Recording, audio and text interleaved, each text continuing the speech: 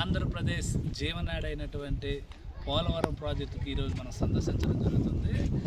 మరి ఇక్కడ చూస్తుంటే ప్రాజెక్ట్ పనులు ఏ విధంగా సర్వేగంగా ముందుకు సాగుతున్నాయి అనేది మనం దీన్ని బట్టి చూస్తే మనకు అర్థమవుతుంది.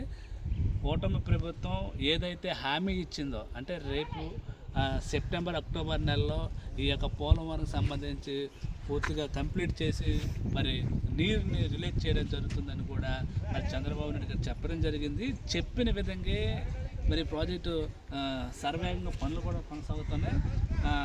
రేపు రాబోయే సెప్టెంబర్ అక్టోబర్ నెలలో కూడా మరి ప్రాజెక్టు పూర్తి చేసి జాతికి అంకితం చేయడం కూడా జరుగుతుందని కూడా మేము తెలియజేసుకుంటున్నాం.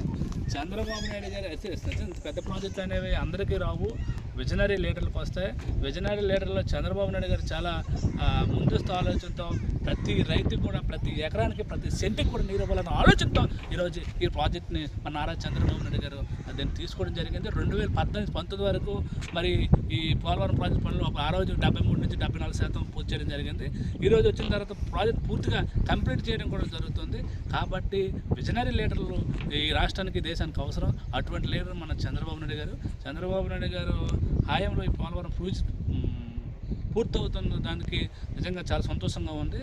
మరోసారి కూటమి ప్రభుత్వానికి నారా చంద్రబాబు నాయుడు గారికి, పవన్ కళ్యాణ్ గారికి, అదేవిధంగా లోకేష్ గారికి హృదయపూర్వక ధన్యవాదాలు తెలియజేసుకుంటున్నాం.